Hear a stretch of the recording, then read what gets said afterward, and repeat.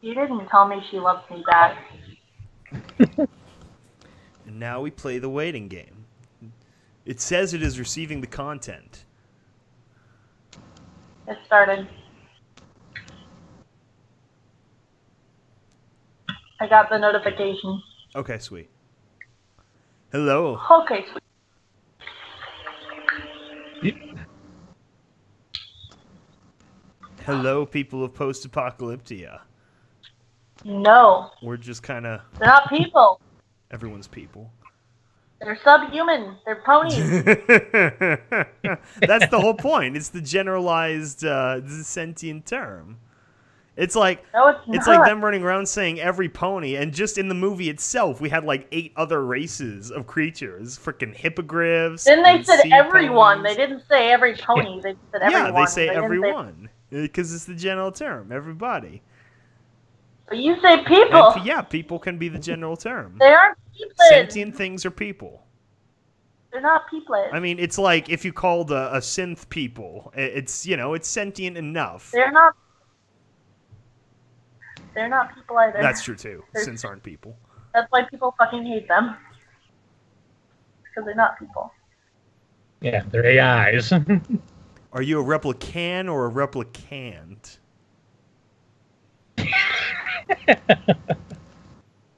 Yeah, I've been listening to both soundtracks like all weekend. It's been pretty nice because like the Blade Runner soundtrack is great because it's just like over and over again, which is pretty great with like a good subwoofer. Yeah, that sounds like a great fucking soundtrack. It sounds like a car getting started. Oh, it's so great. I was watching Pony last night and I heard it 2 like theaters over, like in quiet scenes when they're just talking, and then I just hear through the walls just the it was pretty fun.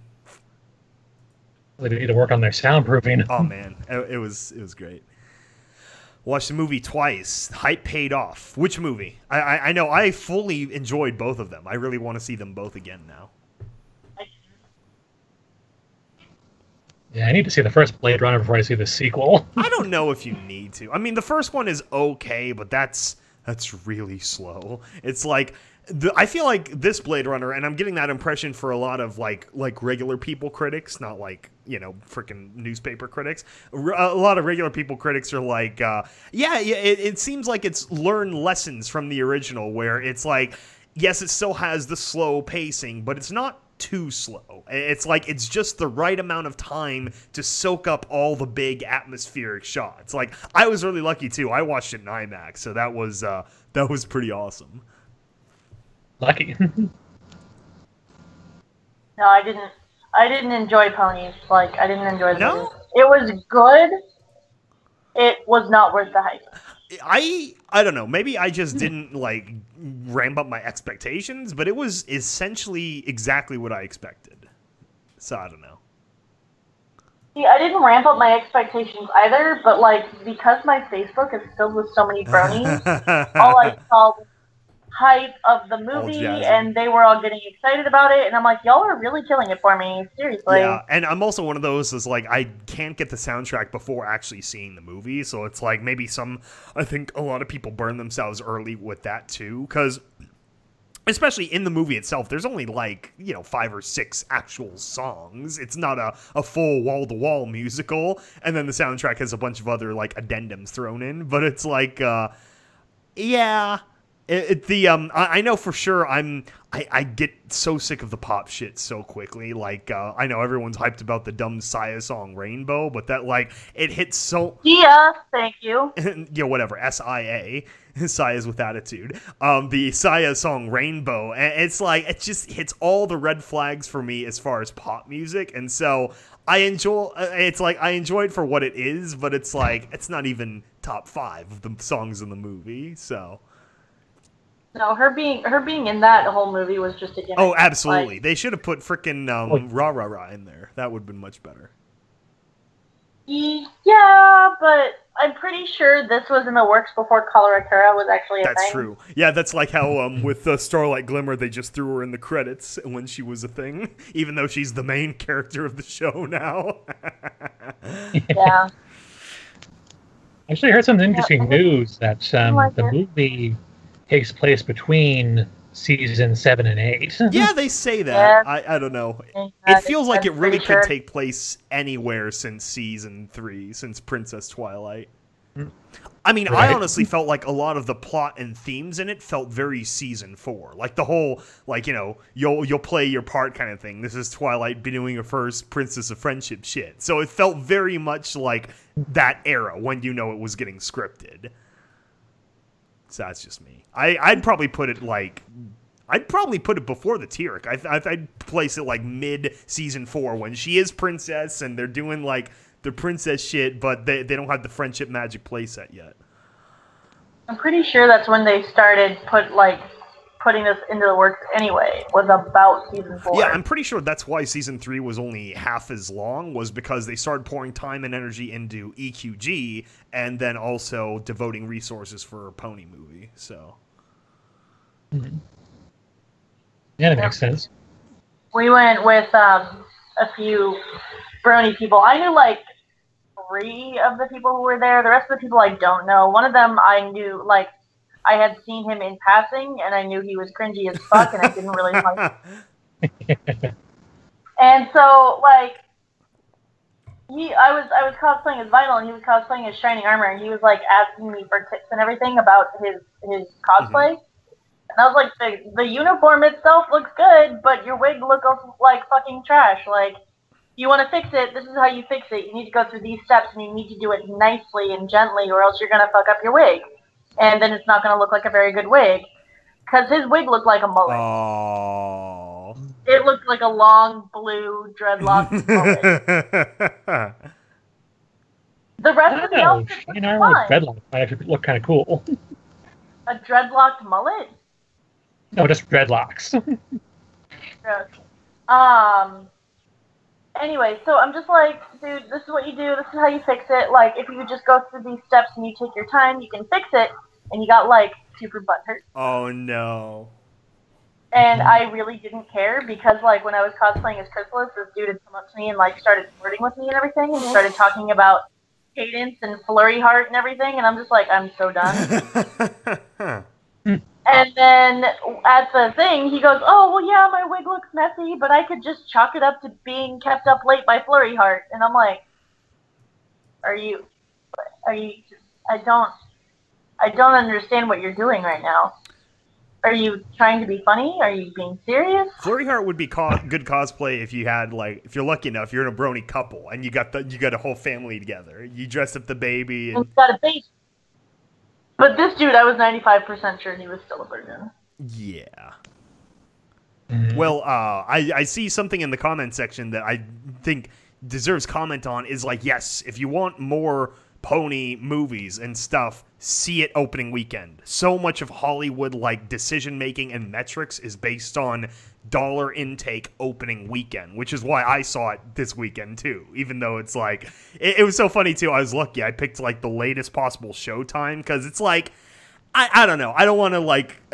I think it's better when bronies try to stay separate from target audience because it's just, it is so weird in retrospect. It's like, so I always go for like the late time when I'm doing something like this. And yeah, it was good. It was just me and like some other random bronies in theater. That's what we did. We went at like 9 p.m. last night. That's the best one. What I don't like about the leaks is that people are like, oh, look, why go fucking see it in theaters when you could just watch the leak? God. And it's like, then they won't make more. You're literally destroying the fandom just doing that.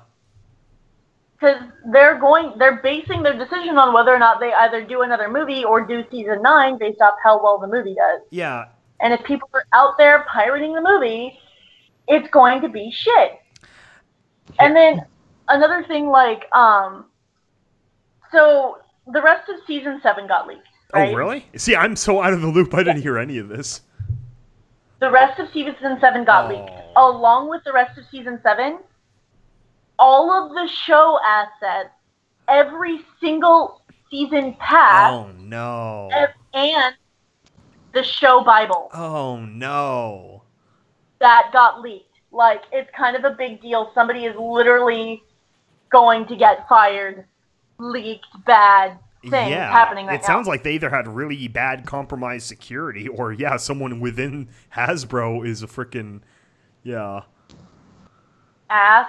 And so, my like a friend of mine, I guess now not a friend because fucking reasons, raisins. Okay.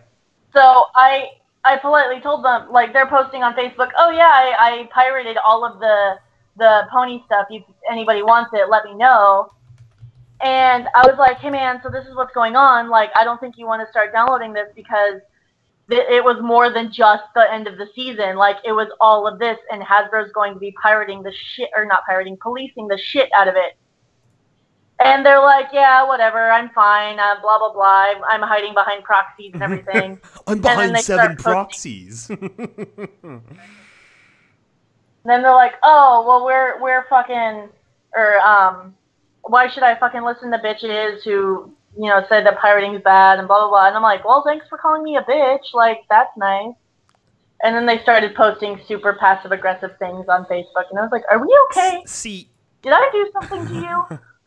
See. What's going on? It's kind of a nuanced thing, because I remember when the fandom thing started. I forget what it aired on. I don't think I had the network, so it's like the only way for me to watch the new episodes of, like, frickin' season 2 was on YouTube and whatever. But then it's like, as soon as the DVD and Blu-ray came out or whatever, I bought that immediately. You know, make sure that money went back into it. But it depends on context. Yeah, if people just, like, download leaks and then they don't go, you know, pay anything into the original at all, it's just gonna be self-defeating. They're not gonna make more.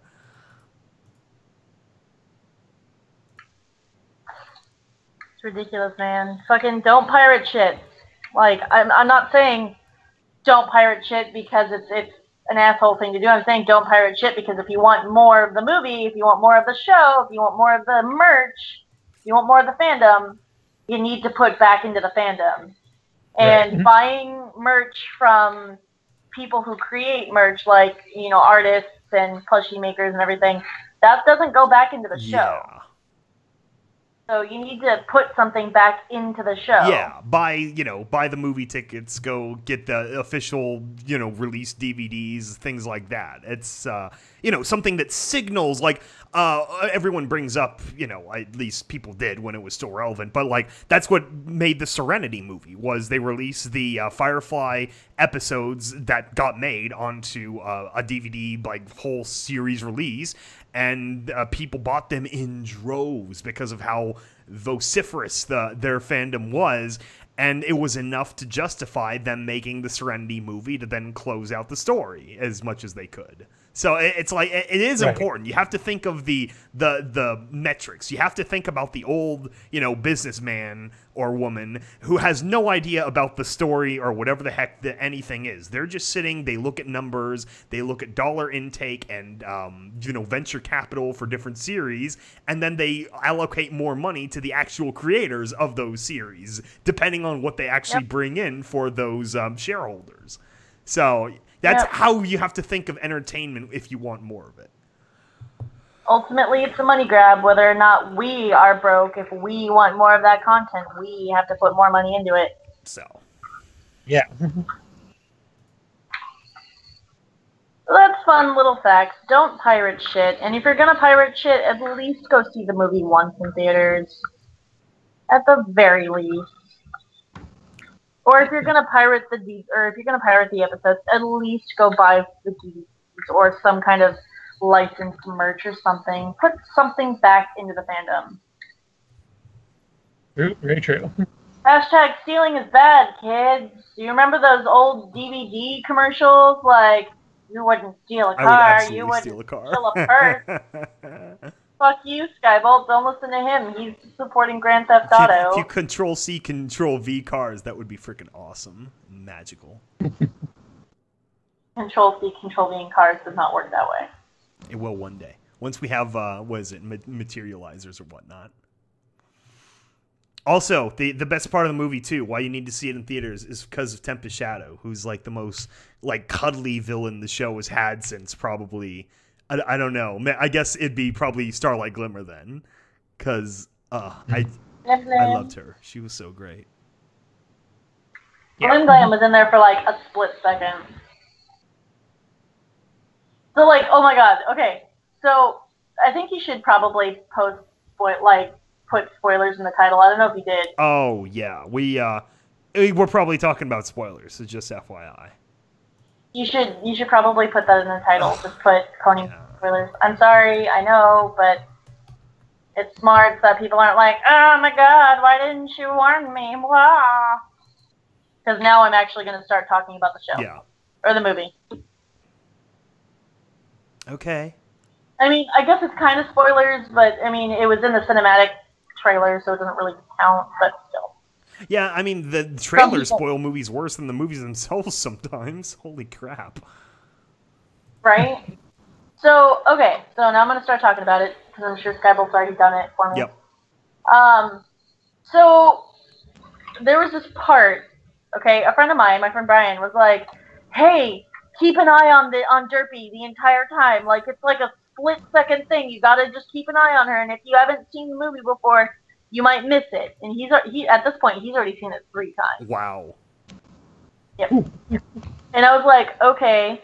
And so I'm watching Derpy, and literally everything it shows that she does is shit that was shown in the trailer. And at the end, I was like, hey, the thing you were talking about with Derpy, was it when she was wearing the party hat on her head, and then she pushed Twilight out of the way to save to save her? Is that what you were talking about? And he goes, yeah, it was so cool, right? And I was like, it was in the trailer. What do you mean? I mean, it was literally in the cinematic trailer. See, he's just like he got super mad at me because I pointed that out. He's like, I didn't see any of the trailers, and I was like, yeah, dude, that was in the trailer. Like, yeah, it was the same for me actually. I watched the original trailer and then that's it, because it's like you knew it's gonna, you can see it anyway, so you don't want to spoil too much because trailers do spoil so bad these days. Yeah, no, it's I was a little confused at the scene too, because I heard that one voice calling like Twilight, and I thought it was maybe Rainbow Dash, like she pulled Derpy in front and knocked Twilight out of the way, like she used her like a human shield, pony shield. I thought that'd be even funnier, but no, it's probably her, just her. Yeah, it was all Derpy. She knocked her out of the way and saved Twilight. Yeah. And then I really feel like the Griffin thing, like, I pointed this out to my friend Brian, too. I was like, I feel like the Hippogriff thing was shoehorned in there. Like, they could have just gone with Hippocampus, and it would have been fine. That's what I was thinking of when I heard that. Because that's what they are. They're hippocampi. And he goes, well, this isn't Harry Potter. They're not going to have just, or, no, wait. I said, why didn't they just call them hippocampus? Because that's what they are. They're hippocampi. And he goes, well, maybe they just were trying to get to, the younger demographic, because a kid would know what a hippogriff is. And I was like, unless that kid was super into Harry Potter, a kid's not going to know what a fucking hippogriff is, or a hippogriff is. And he goes, well, I mean, maybe it was just easier for them to understand. And I was like, no, dude, like, they literally could have just left it as hippocampus and it would have been fine. But I guess they needed a reason to shoehorn the pearl in and cause a conflict and making Pinky sing a song. I thought, Rainbow Dash, she caused more problems, as always, than she helped, except for the one very contrived scene of she's like, oh, you guys gotta be pirates again. I felt like that was like a balance. Like, they already wrote the scene where she, spoils their position with the damn rain boom, and then, oh, this kind of makes her look like a total idiot. We gotta balance this out a little bit. That was my first impression, anyway. But she is a total idiot. Yeah. Granted, yeah, yay, they're having a good moment and everything, but real talk, yeah, Twilight never would have had to think about stealing that pearl if Rainbow Dash didn't fucking give their position away. No kidding. They would have had some time to talk and stuff. Yeah, it would have been great, because, they would have gone over to Skull Island or whatever the fuck. Oh, it was so bad. Yeah, and then, of course, who saves the day is the beautiful and fabulous Rarity using her element of generosity. She actually put her element to use for the good of the show. It's like, Rainbow Dash, she didn't do anything freaking loyal. She was just being her same obnoxious self that people drool over for some reason. It's like, I finally watched the season 7 episode where she like, freaking yells at her parents in public and, like, breaks Scootaloo's soul. And I'm like, yeah, that's exactly what I expect of her, to be honest. I really don't get the hype. It's like all this undeserved attention and spoiled brattiness. It's like, oh, no, put Derpy back on top. Put her in the Wonderbolts. She'd add more flavor into things. Yeah. Chaotic flavor. Oh my gosh. So.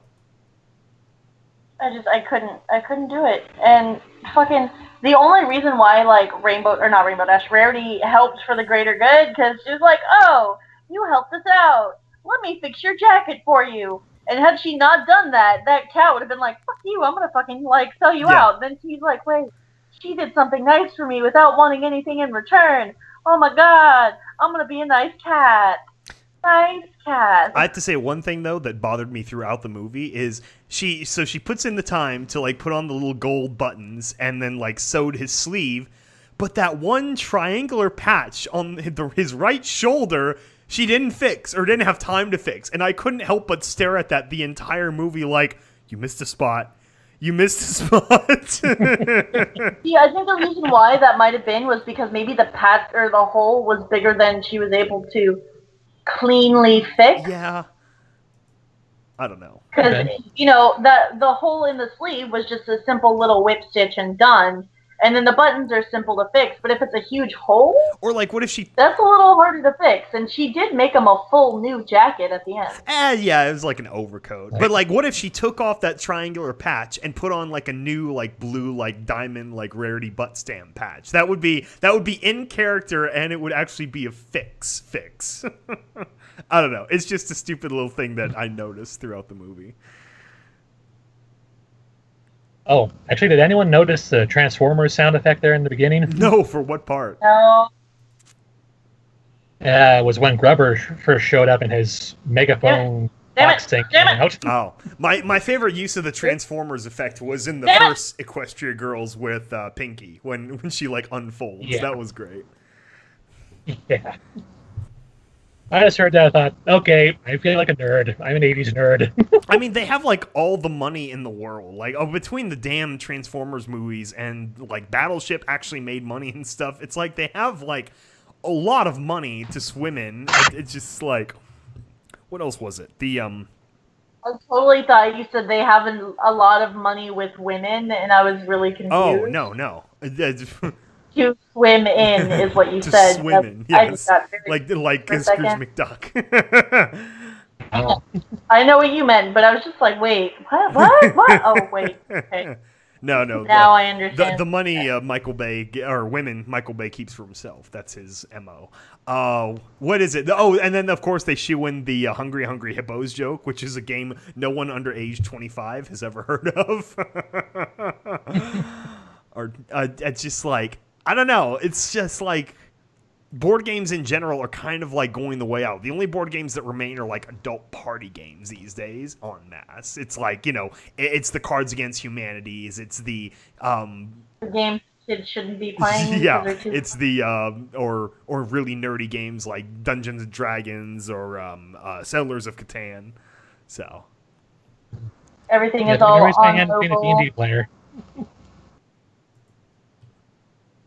I don't play D&D. I don't particularly like D&D. I mean, I know the rules and I can watch it, but I'm not a super huge D&D fan. Yeah, I've tried role playing a few times. It's hard.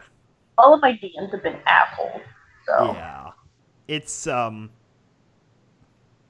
I don't know. I just like I've tried it. I don't take to it. It's too slow for me. It's like if I want to write, then I'm going to write like a story, like prose or dialogue or something. It's like, but coming up with like a sort of, you know, fluid like game. I mean, it's really sort of like a choose your own adventure book, like live acted by the DM, and then, you know, the bunch of characters and you got all the dice and stuff. I don't know. It's like I get the idea, but it just never clicked for me.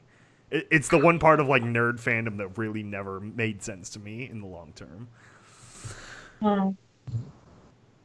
Yeah, it's not for everyone. But yeah, the soundtrack is fun in general. I love the Tempest Shadow song. She's so great. The whole thing was okay. Like it wasn't as bad as EQG. Like it was better than EQG. It felt like a lot of it was shoehorned and a lot of it was buy more merch. Buy more merch. Yeah, you do get that feel. I did like the character designs though. I felt like they had like an extra like injection of saccharin to make them all a little puffier, and the eyes are a little bit, you know, gooier and everything. It was a cute difference. I really didn't like Tempest's real name though. Yeah, that was just a gag. It really just felt like they went into Pony Creator and hit random a couple of times, and then got People Pop Berry Twist. That was it, yeah. It's just like, okay. How did they not call her Fizzy from now on? Because her horn fizzes magic. It's perfect. Her horn fizzes magic, and it's ridiculous because like they put emphasis on like her horn crackling and everything, and like, oh, it's because it's broken. Like, unicorns' horns aren't supposed to do that. But no, her horn is probably supposed to do that because she's Fizzaplop. She makes fucking fireworks. Like, there's no point to have a broken horn.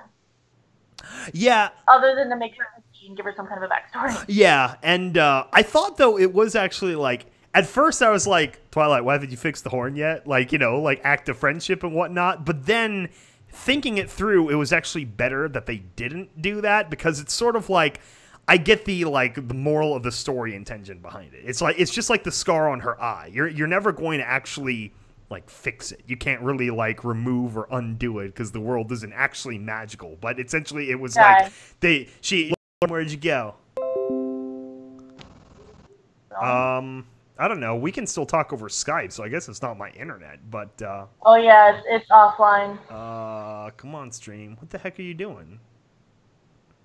Weird. I think Hasbro's shutting us down. Shut it down. Also, this is just like totally biased too, but it's like I really didn't care for the Saya pony design. I'm not sure if that's what she looks like in real life or whatever, but that's actually what she looks like. Okay. Because she has this thing where she doesn't show her face. Like, that is actually what she does. With, like, yeah, okay. I'll stop there then. It was just, it seemed odd to me. Like, when they came up with, like, different, like, music characters in the past, it seemed a little bit better. I don't know. Yeah, no, yeah. The Sia pony was supposed to be like that. Her thing is, like, covering her face and the one half black, one half white. That's what she does. Her wig covers half her face up to her mouth, or down to her mouth, and then it's one half black, one half white. Okay. But that description actually makes me think of freaking Lady Gaga almost, like the cover of her like Fame Monster album. That was probably the peak of me being interested in like pop music proper. Was I actually did like a few Lady Gaga songs, but anywho, yeah, this is kind of a random whatever podcast. So Sky broke the stream. Yeah, I don't know if it's back or not. Can anyone comment? Do you hear us again? Someone said there it is. Yeah. Looks like it's working. Okay. Well, anyway, yeah, so Pony was great. We'll see if they Sia Pony is not an awesome pony. She was shoehorned in there. Yeah, she was obviously like just marketing the pony. Same with other things like Liev Schreiber being the Storm King. It was like, it felt like something. No, that was great. I mean, yeah, he did great, but it's like, it felt like something where he like talked to his agent about being in like a kid's film because he's kid dad now probably or whatever. And it's like, okay, let's scroll through the Rolodex and find something. I don't know. It feels like a part like any like random dude bro voice actor could have done.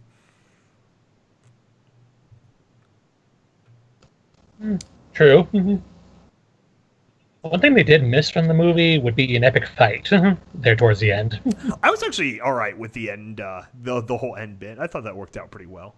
Especially like Twilight smug as fuck, like descent from the eye of the storm, where she's like, "Yeah, I caught it. What you want?" It's like I don't know. That seemed like really like I don't know, weirdly smug to me. When she flew off into the storm, I was like, "Oh, she dead." Yeah. Glam is now the new main character. No, that would have been a twist. They kill her off, and then just Starlight Glimmer shows up, and she just takes over the series.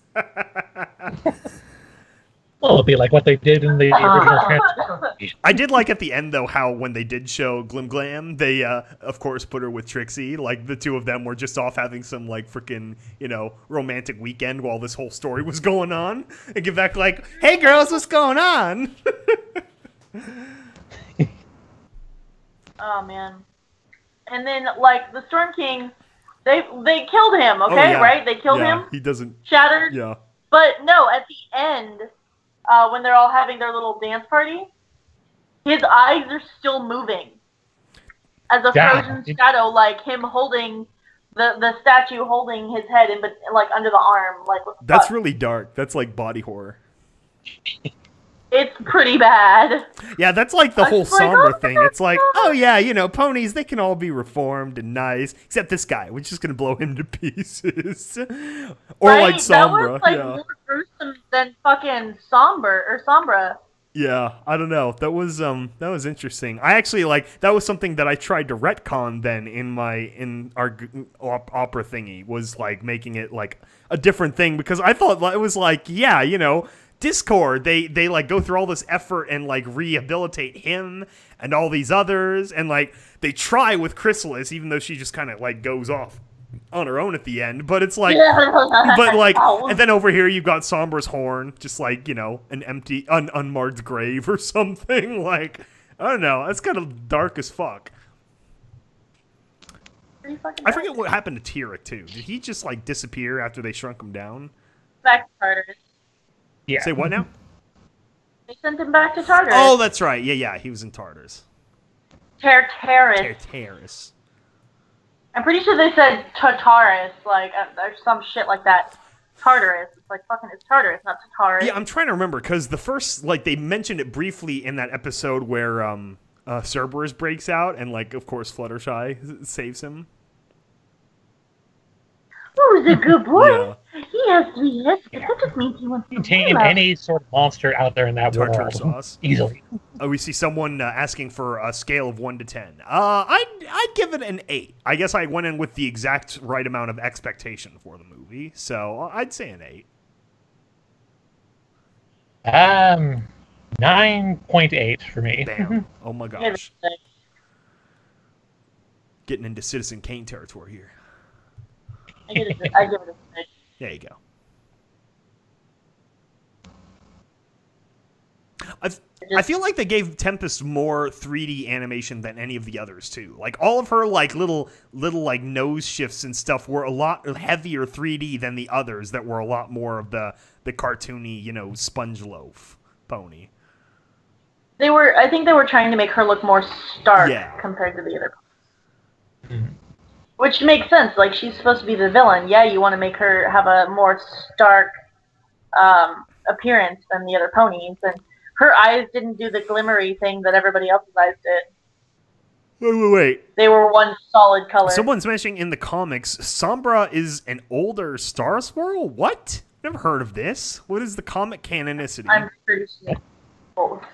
Okay, the comic canonicity does not exist. The comic is like its own. It's like EQG. It's its own thing. That'd be even worse if Sombra were like Star Squirrel. So Twilight's like, all right, let's blow him the fuck up, and then they kill him. It's like that would be so antithetical to like. I mean, Star Squirrel is like this fabled, beloved wizard for like the whole series. Like they reference him a lot, and it's like that would be so.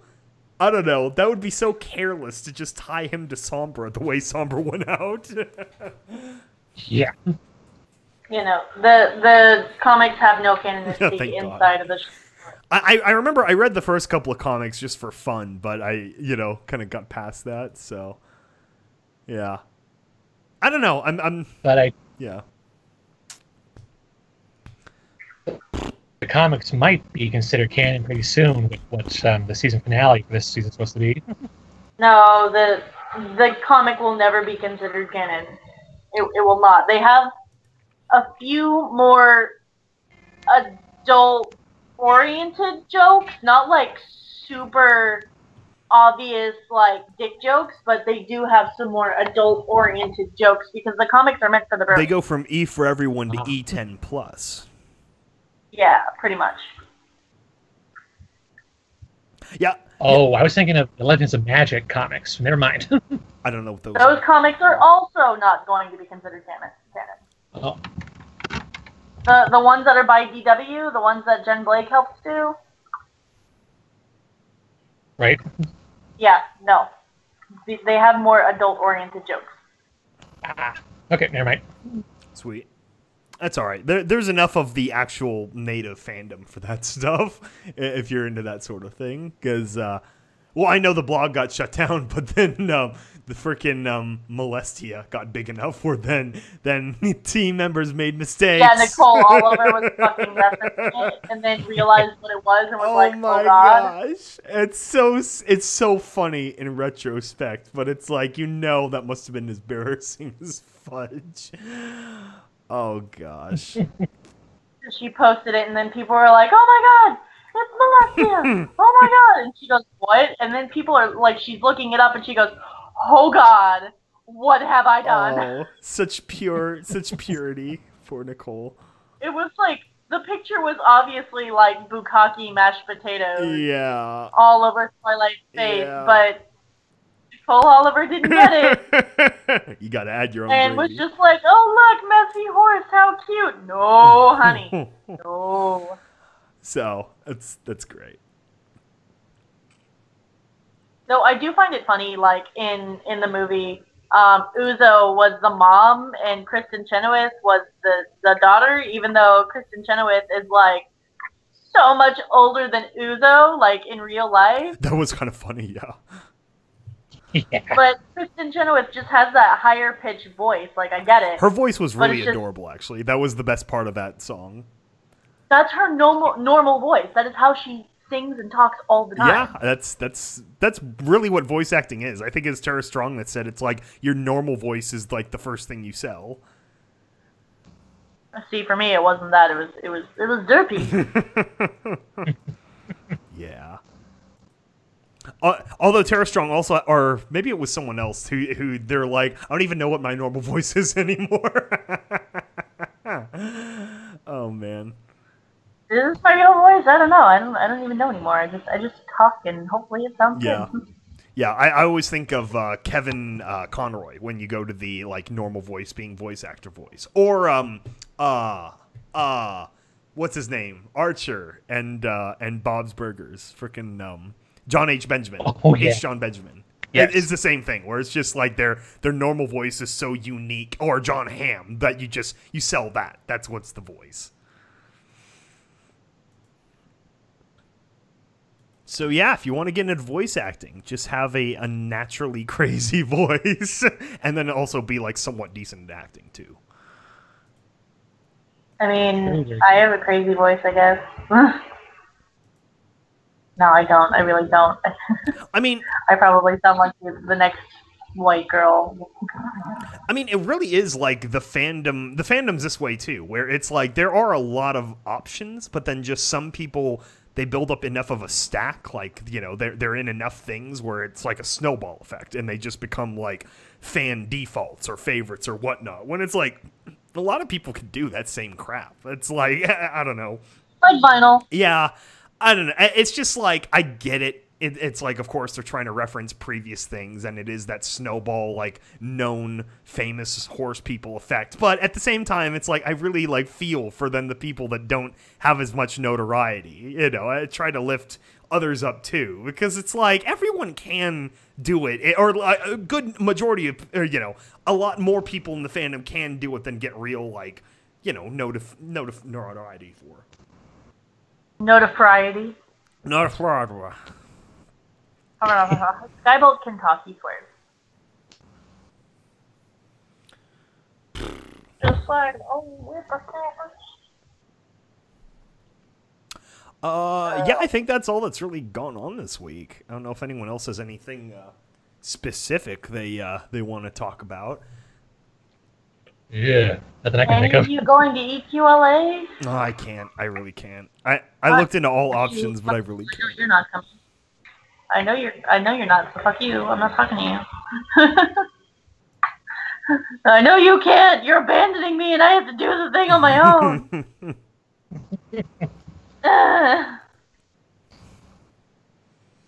You can do it, Needle. We believe in you.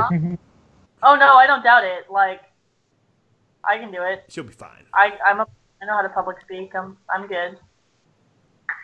But yeah, if you guys are going to EQLA, I will be there, and EAST Corp has a panel. Woo! So please come and see me and talk to me and We're going to talk about nuclear horses. Talk about nuclear horses. Skybolt and I gotta put together a new fucking PowerPoint. Yeah, we'll change some backgrounds. It's about the same. Change some background, add new things because we've done some new things. It is actually great because since we've had Babs was right after we'd released both Confessions 6 and Confessions 5 and Terminal Secrets 3, and now we've got the newest episode of both also before this one. So it is actually really convenient timing. Yeah. Here's to hoping we can get the next set of both done before the next cons next year. We'll see what happens. Right. No We'll have to start promoing for that coming up soon. Going to be at EQLA. So that people know to come see us at EQLA. New one about a Zeppelin. No, I haven't seen that yet. I caught up on some of Season 7 when they put the first batch on Netflix, but I haven't seen any of the recent handful. I haven't seen like the latest one. The last one I saw was the one about the cutie mark with the people who are like blank forever. And I couldn't help but thinking, I was like, isn't that technically like a derogatory term? It seems like it, yeah. Like you have no talent, no future. And they keep, what's her butt? Silver Spoon and Diamond Tiara keep blank, and it's like, isn't that a derogatory term? And y'all are calling, I mean, I don't know. It just seems like something that the pony shouldn't be proud of. Yeah, it's like if you didn't have a cutie mark, you'd want like the Gabby whatever Griffin kind of thing, where it's like master of all trade or jack of all trades, master of none. Whereas in general, people are ideally master of all trades, but are jack of all trades, but master of one. But yeah. Just get good. That's the moral of the story. Get good. Get good. Moral of the story. Yeah, no, I agree. Fucking, and like the CMC, like they embraced being blanks, but they're like, that just means we have time to find out what we can do, and like that's great. Like, yeah, take it like that. But if they're just like, oh well, if you get your cutie mark, you're locked down into one thing for the rest of your fucking life, and it's like, that's a little bit horrifying too. Yeah. Yeah, kind of a scary thought. That's like being assigned a task when you're like you turn 18 and then you just have to do that the rest of your life. I don't know. I mean, I get that it's like the thing that they're best at, but at the same time, that's like it could have some really weird implications. Is how people spin it. Very true. There was a hippo. There was a hippo in the credits. The credits were very cute. There was a hippo. There was a hippo in the credits. It was wearing a crown and it was dancing. It was the queen of the hippos. Which, of course, she would find. Of course. Oh, yeah. It did seem like they gave every character a little, like, an appropriate amount of time, though. It felt like they really did try to give, like, all the main six their... Of course, Twilight gets it all, but, like, little bits and moments and memorable parts, so, I don't know. I feel like that's not true, because I feel like Fluttershy could have had more time, and I feel like Applejack could have had more time. Applejack could have had more time. Fluttershy doesn't deserve more time, so there is that. No, I see your point on that. Because it did seem like they tried to give everybody more time, but it just felt like those two characters got a little bit neglected. Applejack should have had an element of honesty moment where she like it should have been her saying, "I don't know if we can trust this cat guy," or something like that. That seems more like plot related. Yeah. True. Like Fluttershy, the only real moment I remember of her is when she like gives therapy to the one of the guards when they're like storming the castle. That was her big moment. Yeah. I'm reading the comments and it's like Gabby is a hippogriff. No, Gabby was a griffin. Like there's a difference between a hippogriff and a griffin, or a hippogriff and a griffin. A hippogriff is an eagle and a horse. A griffin is a lion and an eagle. Yes. Like, there's a difference. There's a difference. There's a difference. Learn your mythological creatures, damn it. Yeah. Because I will start getting a little bit, no! Yeah, it basically is that simple. It's just like it's like you pull the wheel of like the animal animal mashup. Those are the combinations you get. Right? You start throwing combinations at me, I'll probably be able to tell you what it's technically called. I mean, that's what Avatar, the Last Airbender took the approach very literally too, where it's like, all right, just combine the platypus bear. Yeah. What do you mean a bear? Yeah, just a bear. You mean like a duck bear? No, just a bear. That was pretty funny. It's very self-aware. But I mean, that's how like most mythology is anyway. I mean, look at like Egyptian mythology is all just like, okay, what animal head do we put on the person this time? Let's go with frog. Or how about dog? Okay, this one's gonna be a bird. It really is that simple. But at least they give them like legitimate names. Like in Greek mythology, that's where hippogriffs and hippocampi come from. Is Greek mythology. Yeah. Hippocampi are Poseidon fucked a horse. He did. That is really most of Greek mythology. What did Zeus put his dick in this time? Poseidon fucks the human, and you get Cyclops. Oh my god. So it's like, and then hippogriff. I don't remember how hippogriffs came to be. I don't remember that one, but I know that hippocampi are the go-to transportation for Poseidon. Yeah. And you fucked a horse, and you get a hippocampi. It's it's really interesting. Like Zeus fucked a squirrel, and you get a Pikachu. Yeah. He's probably done that too, based on everything else he's done. I mean, a lot of them break down to that too. Like, there's whole sections of Norse mythology where it's like Loki doing different things as different animals, and it's like, yeah. Anyway.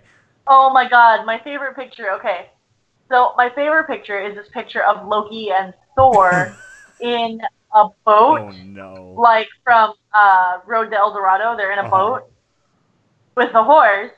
And Thor is like, well, at least we have a horse, eh, Loki? Oh. And Loki's just like, that was one time. Why do you keep bringing it up?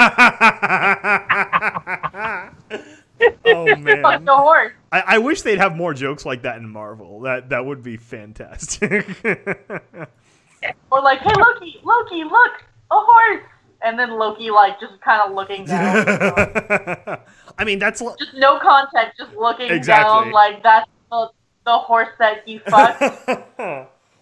She's embarrassed because he didn't call her after. Oh my gosh, yeah.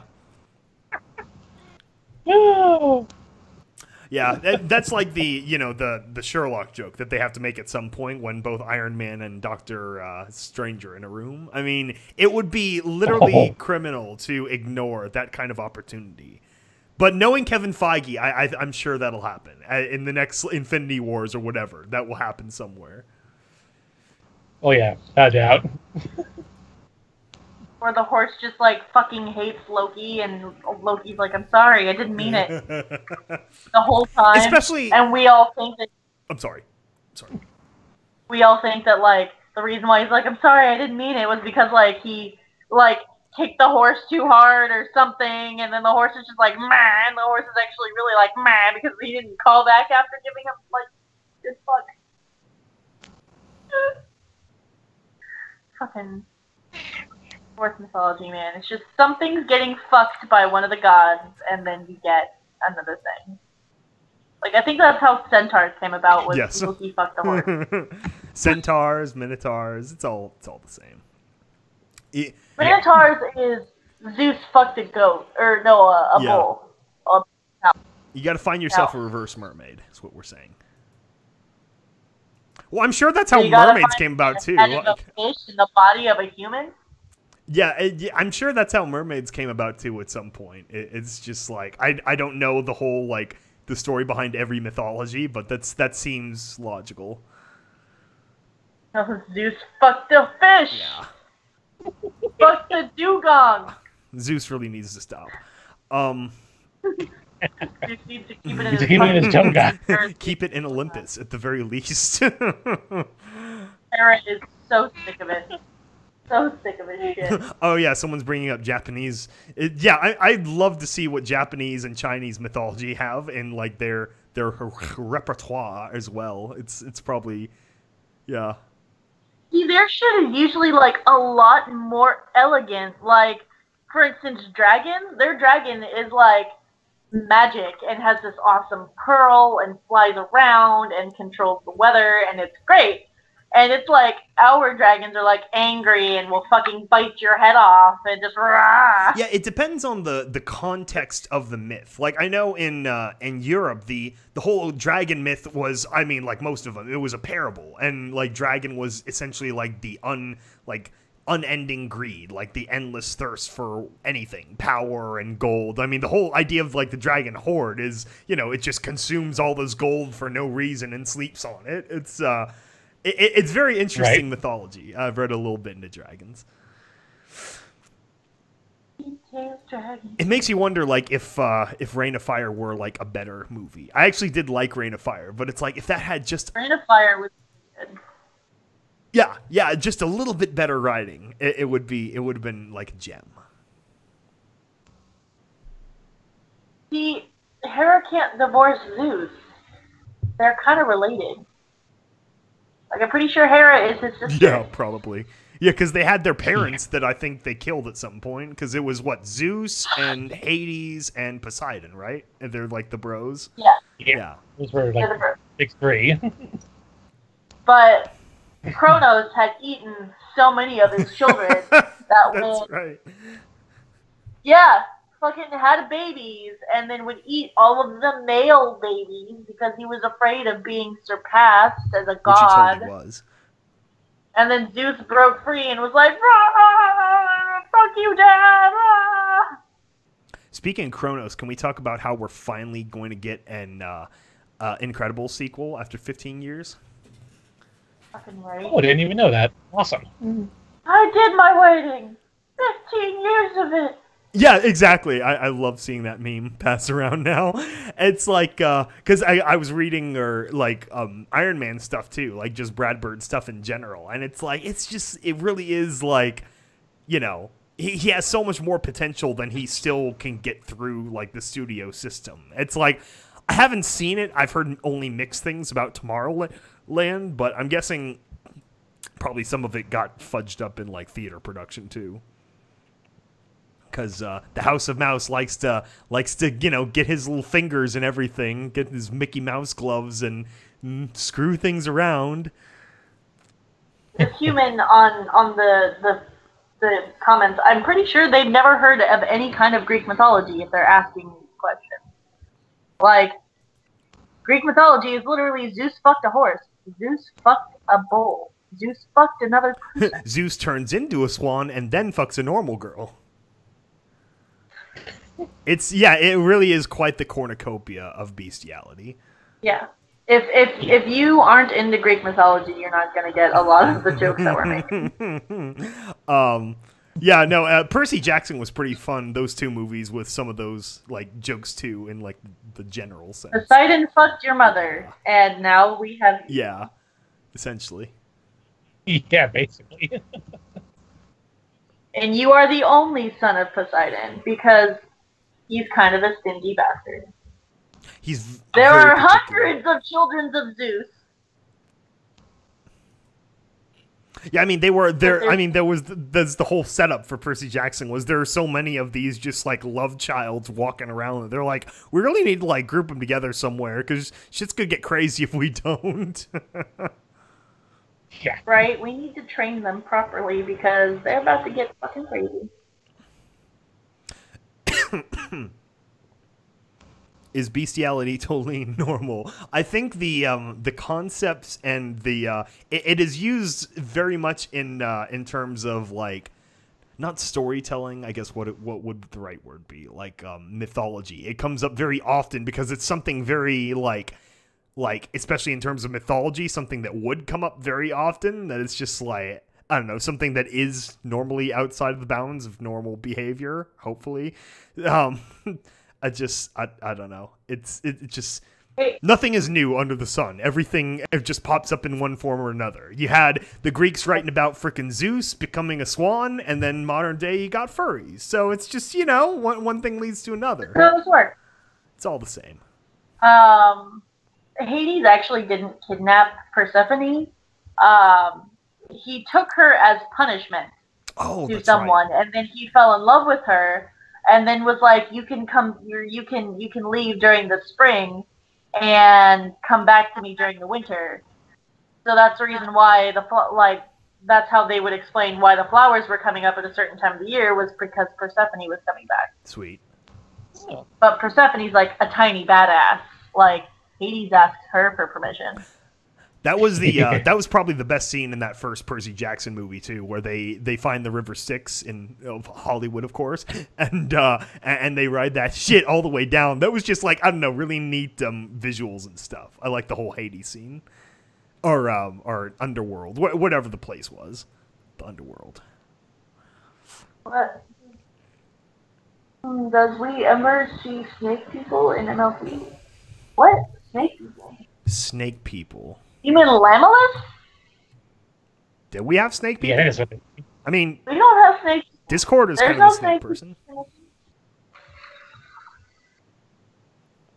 There's. Oh, Medusa. I guess they kind of co-opted the Medusa thing for the bird, the chicken. The what were they called? The cockatrice. Yeah. Well, a cockatrice is a legitimate animal. Yeah. It's not a real animal, but it's a legitimate mythical animal. Yeah. So it's not like a Medusa thing. They have the cockatrice. So what was Medusa just like? She ate too many cockatrice, and then like you are what you eat. No, Medusa was actually a priestess of Athena. No, Athena. Yeah, I think it was Athena. She was a priestess, and she was supposed to remain chaste.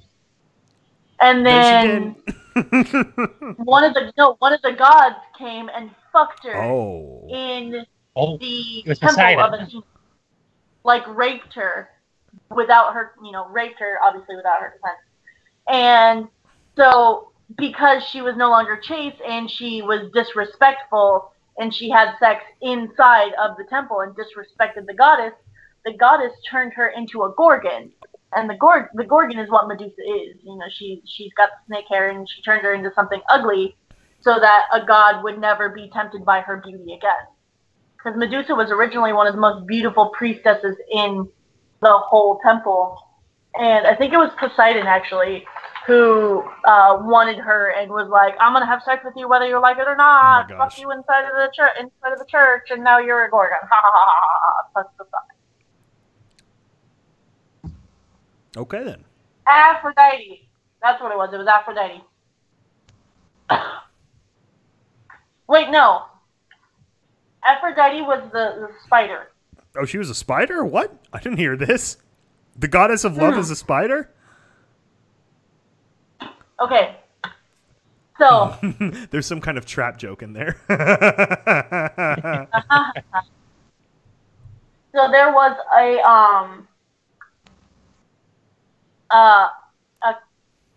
a woman named Arachne, okay? Naturally. And Arachne was a spinner, like she would spin yarn and everything.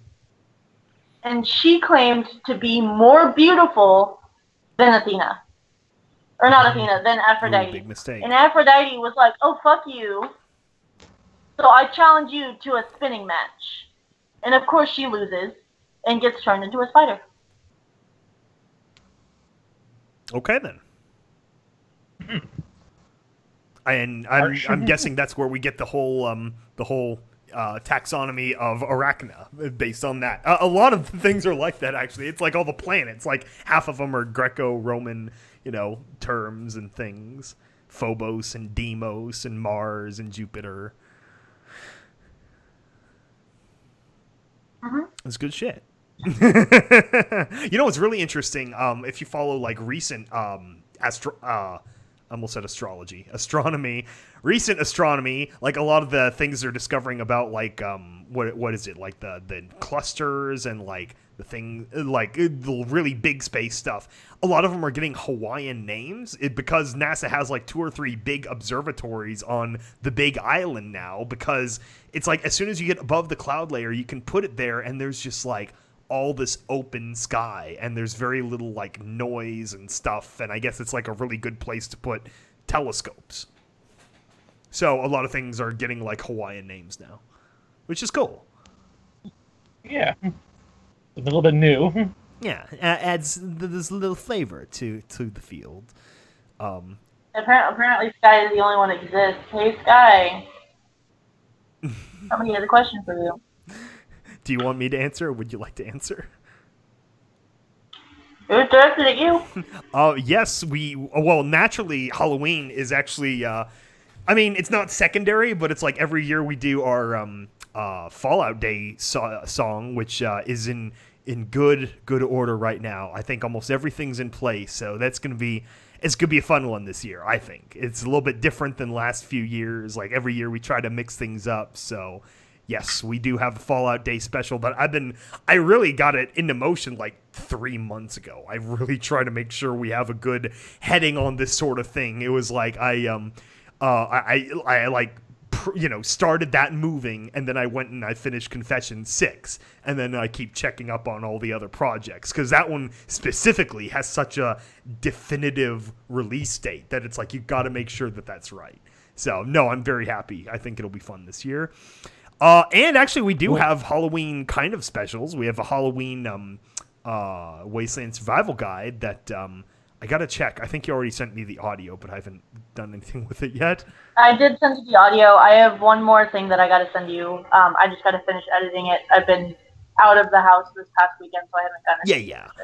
Yeah, so, we do have those kind of things, and we'll probably have a Halloween podcast at one of those days or weekends or something.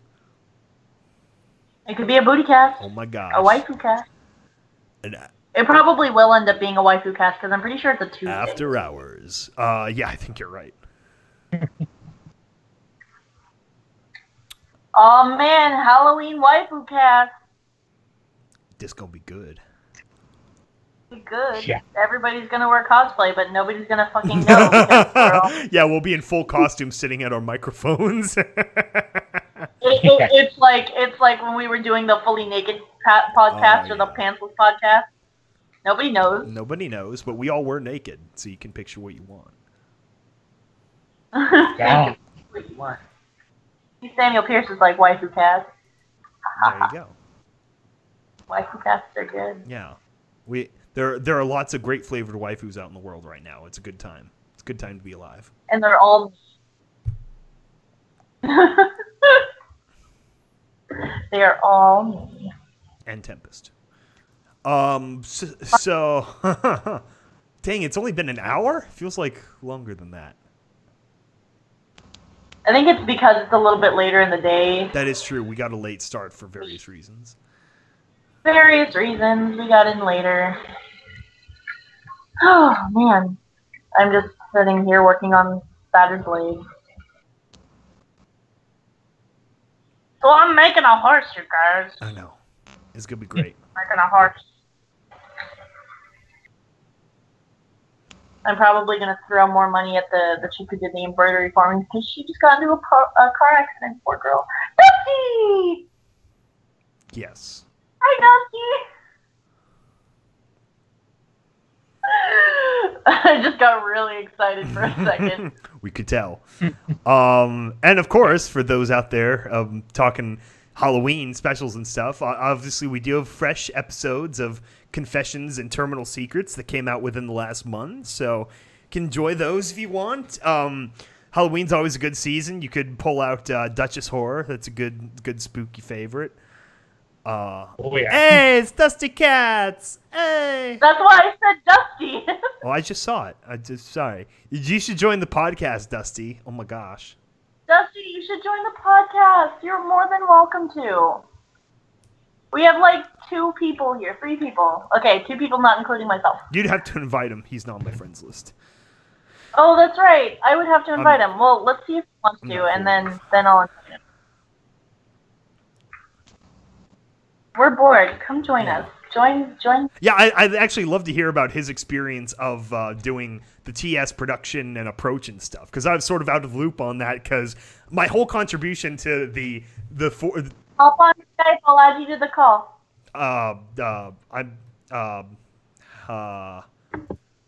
What? I don't know. I think you'd have to add the contact or something.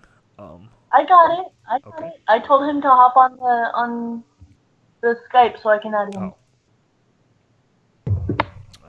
That's not how. Yeah, so I was pretty out of loop on most of this production, because my whole contribution was I was luckily able to write that little segment with Callie and Milliamp, and then my one Steel Who's voice. That was fun. I was a little bit sad that I only did one thing for TS this time, but I feel like my performance. Hi, Dusty. Hello. Oh my gosh, we have Famous Horse now. Oh God, let's stop with the whole Famous Horse thing. God, I'm just another guy. I just do voices and shit. He's only like the top half of guy though in our story. I'm only the top half. Come on, knock over that bookcase. What are you, wimp? Let's go. That was really fun. Like when the part finally came up, we're like, oh my gosh, this is great. I'm glad you guys enjoyed it, because I had no direction. I had no idea what to do with it, where direction to go. It's like, here, have a character. It's like, okay, what do you want? Chirp, chirp, chirp. Oh my god. Okay, to be Okay, fair, I was afraid it'd be like that. Fair. When we were at Everfree and I was telling you about this, I told you that we have a character and it was Yes. a ghoul. Have fun. You did. It was have fun. It's like, okay, there's have fun, and then there's have fun. So it's like, how much fun should I have? There. Come on, Dusty. Yes. I actually just got back from a local science fiction convention where I did 2 hour-and-a-half panels on voiceover. Nice. Oh, I Right. remember you talking about that. How did those go? Those went. It was a very sparsely attended convention, Oh, yeah. if you want to call it that. So my first hour-and-a-half panel on Friday had 3 people. Oh no. The one today had 9, so it was a great big huge uptick of people showing up. So yeah, it was a lot of prep and a lot of things. But now I have a lot of prep for doing it for other conventions. But yeah, it was fun. Today's group was a little more into it than Friday's group was. But we had a good time. Oh man, that actually makes Sac Brony Expo sound like a big deal back in the day. Oh my God, Sac Brony Expo. Sac Brony, baby. I was a guest there. Yeah, no, that was the first time I met you. That was a good. Oh time. my God, you were a guest at Sac Brony was. Expo, Dusty? Yeah. I was. I was the one who made the plushies for the con. Oh, nice. Yeah, I think I still have him around here somewhere. Oh, you actually got him. Holy Lucky shit! bastard. Yeah. You one of my original shit tier horses. Yeah, probably. Amazing how the world comes around like that.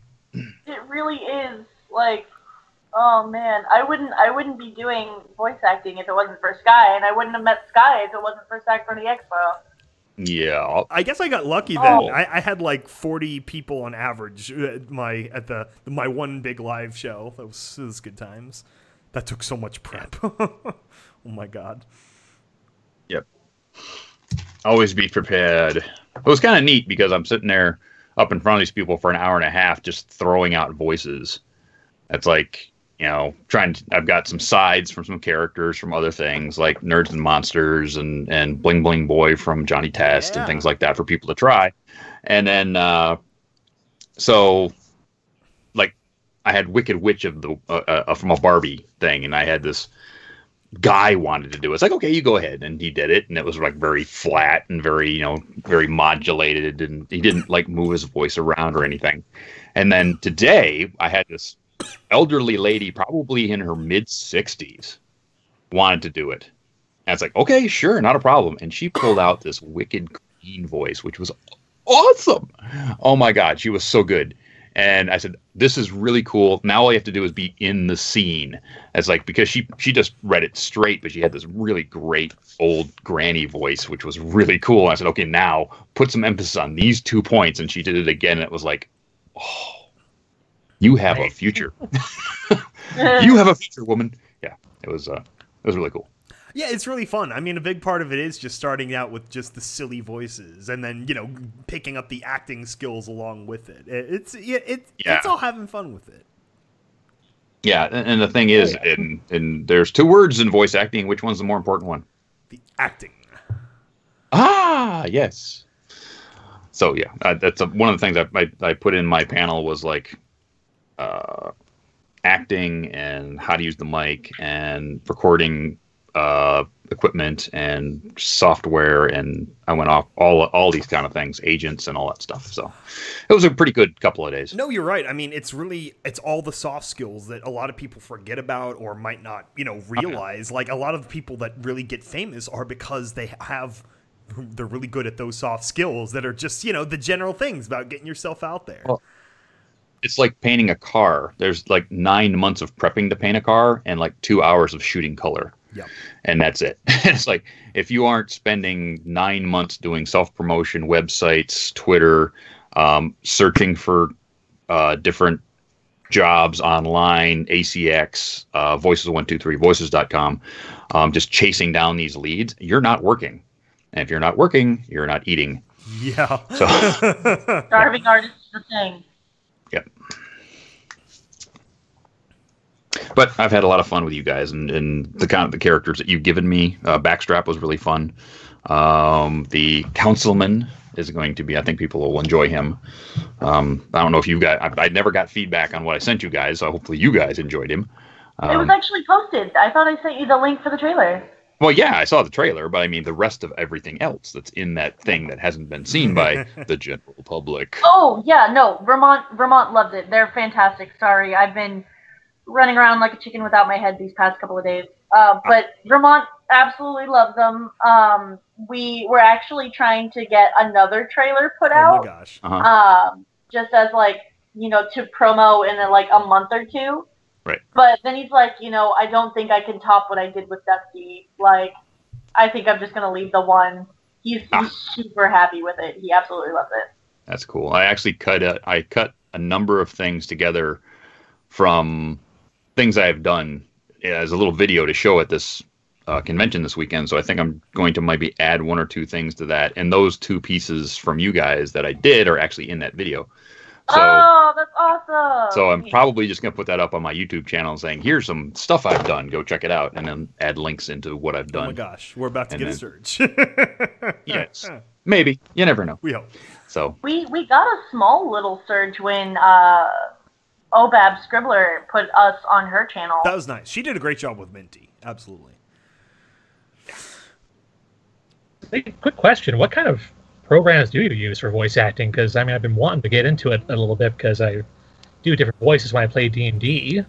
Okay. Well, if you want to get started for little to no money, download Audacity. Audacity. Okay. Audacity is the free program that a lot of people still use, a lot of professionals still use.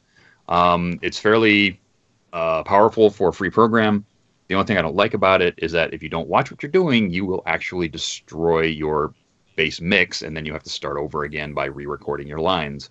So it's a recording program written by programmers, not recording artists.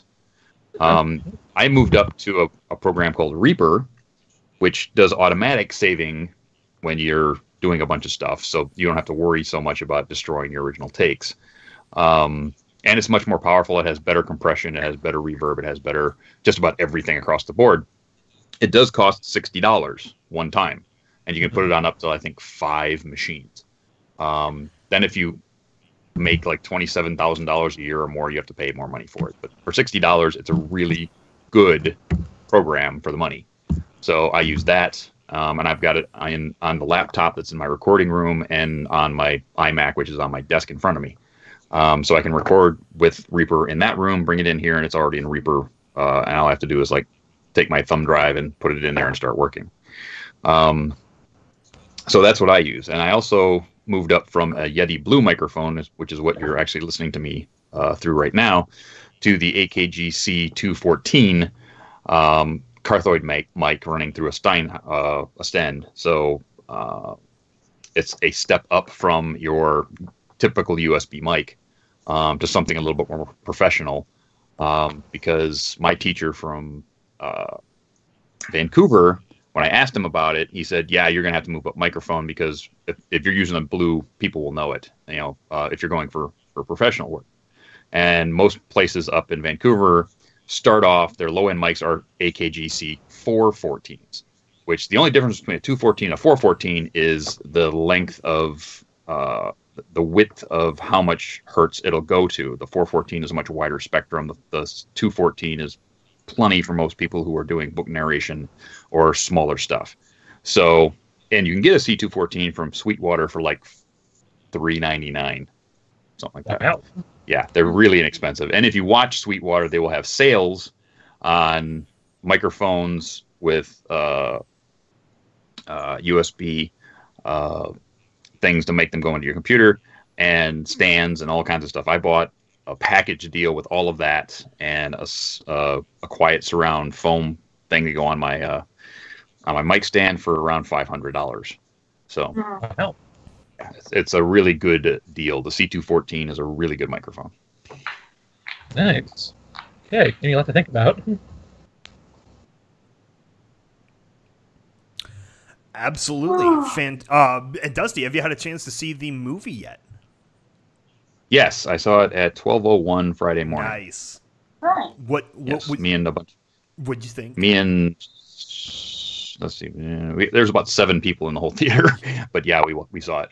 To be brutally honest, I was expecting more. Yeah. I was hoping for more. The thing about how they marketed this movie and how they did this movie, they put a lot of the backstory for everybody in the comic books and in the books that they wrote for the kids to go to Barnes and Noble and Amazon and all these places. I mean, there was no less than 5 or 6 different, children's books that were all prequel to the movie, and a lot of important information about the characters in the movie were in those books. Really? Or in the comic books. Oh yeah. If you read the prequels, the comic prequels, the movie makes way more sense. But your normal everyday moviegoer is not going to go buy these comic books to get the backstory for the movie you're putting on the screen that they're paying $18 to see. No, I didn't even hear of them. And I'm like, I mean, even then, it all these hard jump cuts from place to place to place to place were like, slow down a bit, would you please? Give me some backstory of why Capper is in this town. Give me some backstory of why the parrots are working for the Storm King. Give me some backstory as to why the hippogriffs, what exactly happened with the hippogriffs and why they're underwater. Yes, the Storm King attacked, but how did he attack? How did they lose? Why were they driven into the sea? All these little things, right? And that's like, I was talking to Illustrious Q about, and how did the gang get back to Equestria? It's like, okay, all of a sudden they're on the beach. They go, okay, here's the hippogriff. She's going to help. Spoilers. And all of a sudden, they just, even in that scene, they said that their airship was crashed. And then in the next jump scene, they're sitting in front of the gate of Canterlot with giant cake. What? How did you get from point A to point B? And that's not in any comic book. That's not in any written book at Barnes & Noble. None of those. How did that happen? How did you get all the way back to Equestria that fast that all of a sudden you've gotten back fast enough that you could actually make a difference as to what's going on? Right? They had to get back almost immediately. Well, how did you do that? And Q said, well, they had the balloon. I said, no, they don't, because they crashed the balloon getting to the hippogriffs, because that's why they were climbing the staircase. They crashed the balloon. Oh, you're right. I was like, yeah, because it went like that. I think one character said, why did you have to crash the balloon?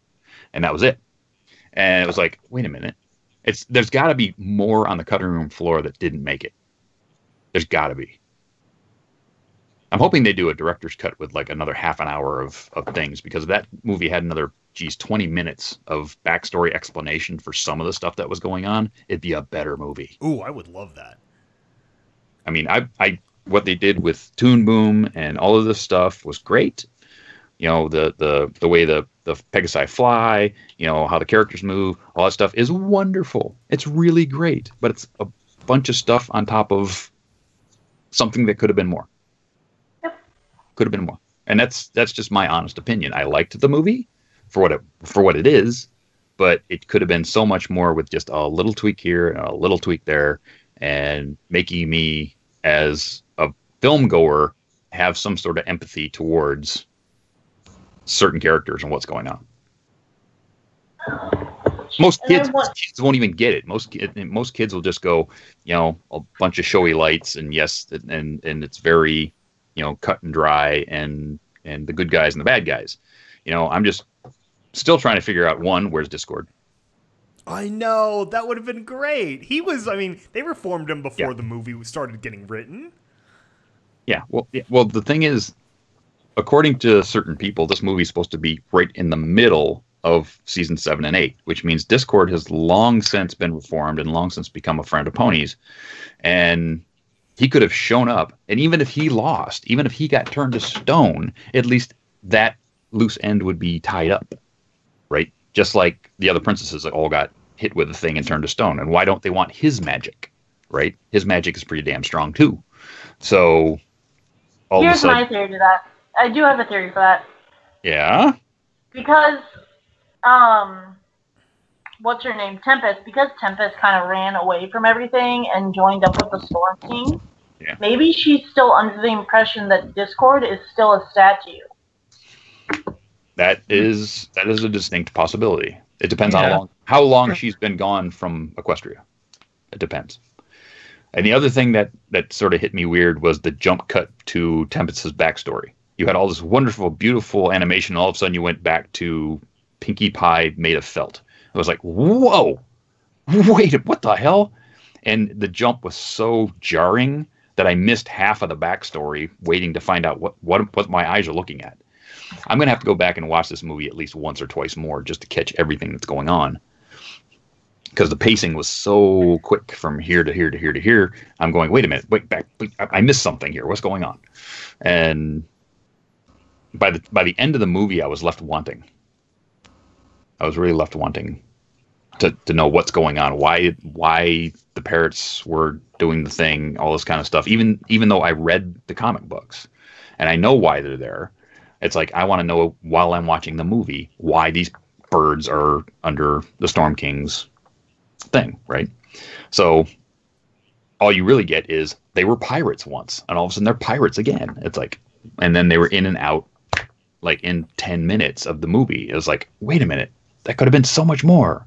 And every little area of the movie they didn't spend nearly enough time in. It's like when they went to the hippogriffs and they were underwater, they were there for what, 15 minutes maybe, and then they were with the parrots maybe for 10, and they were in Kludge Town for maybe 15, and it was like they were just on and on and on, through these places so damn fast, you didn't get a chance to have any empathy for any of the places or any of the characters that were there. And that's just me, I guess. I don't know. Maybe the kids would get it better. I don't know. Maybe I'm too old for a movie that's made that way. I don't know. No, I agree with a lot of those. It's definitely like you feel that like they're trying to make sure all the target demographic is secured first, and bronies are kind of secondary naturally, but still. Well, yeah, you would think, but then again, they had Derpy like in the middle shot of the scene, and too. She took the bullet for for Princess Twilight. That was epic. and she comes back in the end, and they actually show her getting out of the stone right at the end of the movie.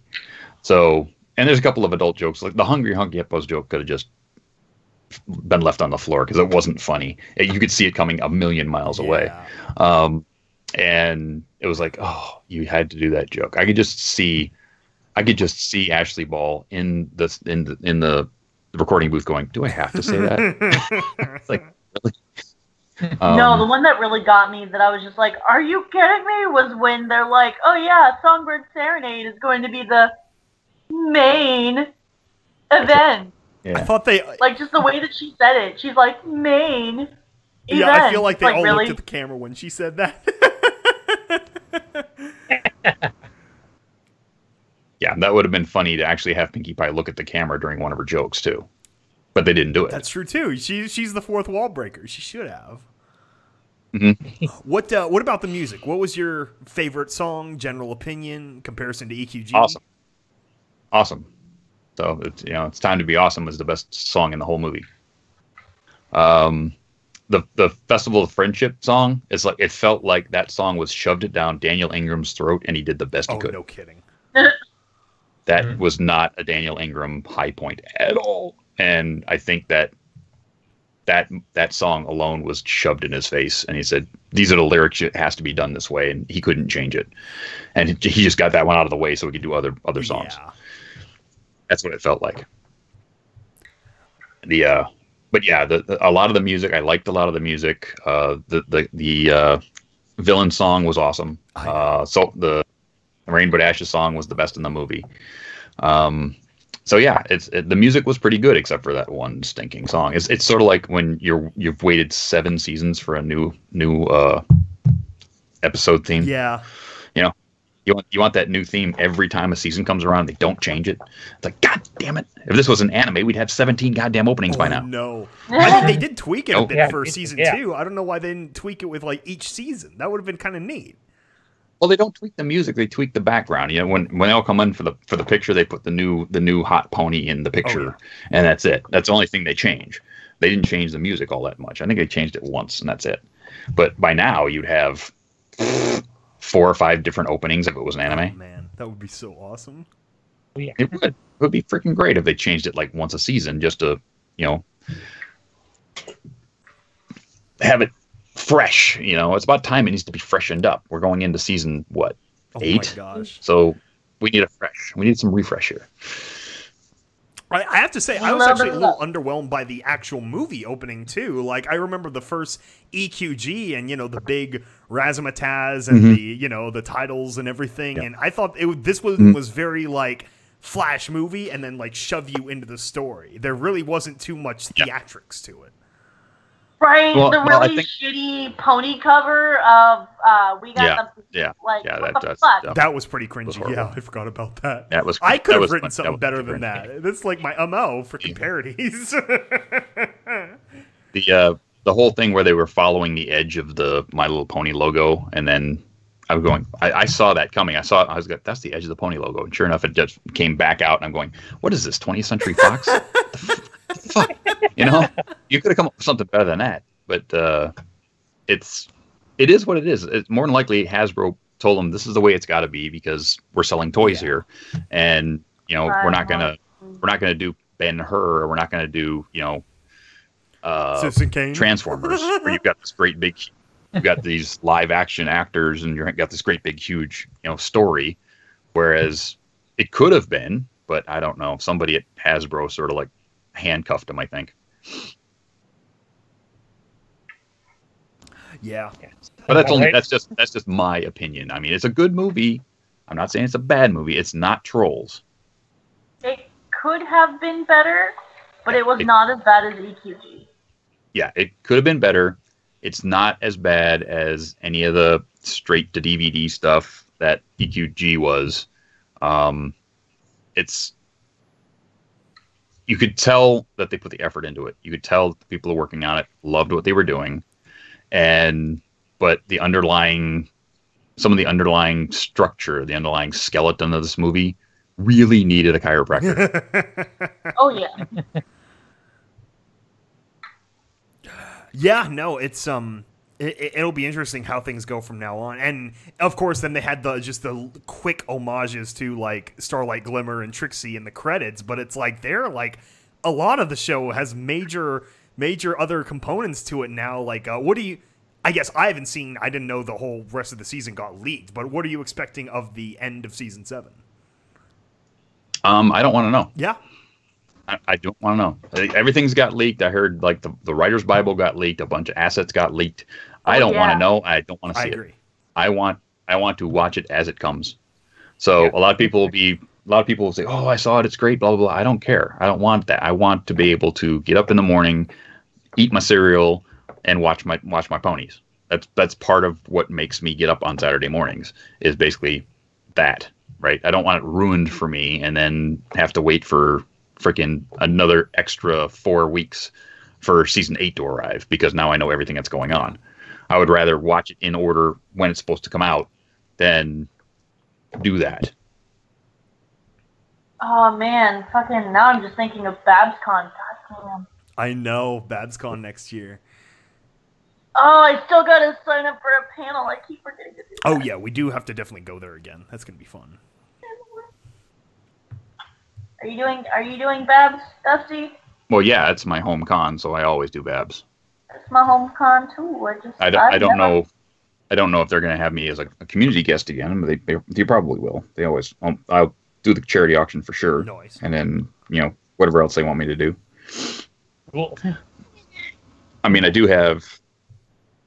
Let's see. I got Nightmare Nights in 3 weeks, and then I've got Equestria LA weekend before Thanksgiving.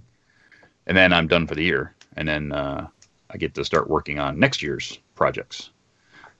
Merch and other things. We should go get drinks, Dusty. You and me, we should do it. Yeah. At EQLA, because I'm going to EQLA. Yes, drinks are good.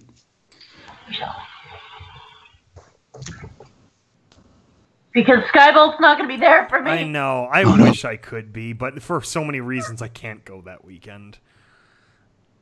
I would love to. I've always wanted to go to EQLA. I remember the first year I started going to cons was that year that they like had to take a break for whatever reason, and so I like, and then I was out of state, so it's like I completely missed that window. And then this year it's like work and time of the year. Like I never expect cons this late. I always think of cons as like a March to July or August kind of thing. So it threw me off. But I will be at High Roller PonyCon next year. Anything like within the next 6 months out, I can pretty much guarantee, I think, being there. So that should be fun. Yeah. I haven't. I've been talking. What? I was just saying I was trying to save up for that High Roller PonyCon myself. Go to my first one. Oh, because I love Vegas. I can't wait to go back. I love Vegas. I'm actually giving up Everfree for High Roller PonyCon because they're back-to-back weekends. Oh yeah, that's pretty tight. Yeah, I've like the head dude of Everfree has been like, you should come to Everfree and do this for me and do this work for me and da da da da da. I'm like, okay, cool, and maybe. And then all of a sudden it's like, oh yeah, they're back-to-back weekends, and I was like, well, High Roller PonyCon already guaranteed me 2 panels and a free room, so.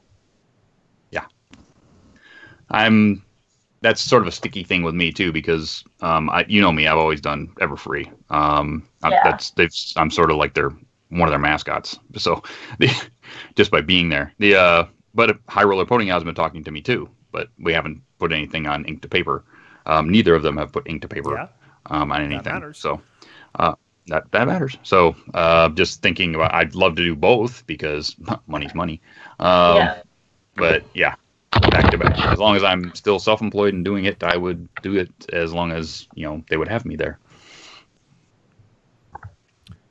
Good stuff. Well, I mean, fresh off the movie, I mean, the fandom isn't going anywhere. I mean, it really is like, I feel like things are like plateaued now, where like everything is really cemented in. It's like, yeah, it's not spinning into too many crazy places, but it's also not really dying down either. Well, the thing about what's going on with this fandom right now is that there's a lot of signs that season 8 is it. Yeah. The movie's here. Depending on how the movie sells toys, depending on how the toys continue to move through season 8, then we might get a season 9. But if the movie holds the way it's holding right now and it doesn't make its money back, then you're probably going to see season 8 is it. And then we'll have 2 or 3 years, and then Gen 5 will come out. And then you're going to have basically Star Trek fandom from the end of Gen 1 Star Trek to Next Generation. Yeah. You're going to have a lot of core fans that love the show that will continue to go to different cons to promote it or check it out or meet each other. And then Gen 5 will come out and everybody will come back if it's good. So.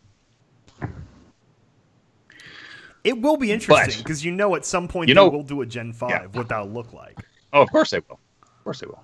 Well, the Gen my own headcanon of Gen 5 is going to be all of the main 6. All the main 6 have grown up. All of them have their careers. They all become their parents, or end up having kids. And you're going to have like the CMC be like the age of the main 6, and you're going to have all of their friends be Gen 5.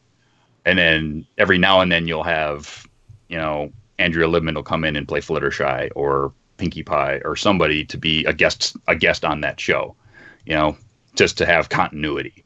So my thing is, it's probably going to be either centered on the CMC or it's going to be centered on the next generation of ponies who are born after the main 6 or born to the main 6, for who knows. I like that idea. That's like a Digimon season 2 kind of thing. Yeah.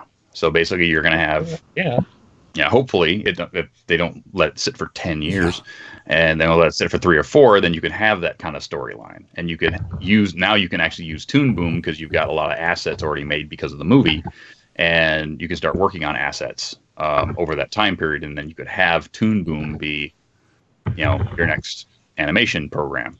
The only other thing I didn't like about the movie is how many freaking highlights do you need in an eyeball? Holy shit. There's 4 little circles here and 4 little circles here and then 2 big circles. And it's like, oh my God, my eyes were drawn to all the freaking highlights in the eyeballs. And it's like, I couldn't see anything in the screen because I'm looking at the eyes. It's like, take a couple of those out, would you please? They were trying to make the gradient more clear, and then they just added more sparkles. Yeah, it's like lens flares in Star Trek. It's like, take them out.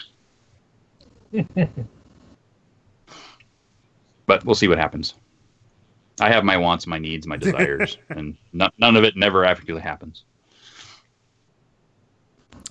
Yeah, it'll be an interesting future. Absolutely. I sort of take like 1 year at a time with fandom for that very reason. It's like, I remember even back when the season 3 and 4 shifted, you're like, okay, what's going to happen? Now they're like moving this Starlight Glimmer chick into like primary focus almost. And it's interesting. Yeah, it's interesting because now you've got, she's got her main 6, which would be Maude and Trixie and Princess Ember. Who else would? Princess Ember and Spike even is in that group.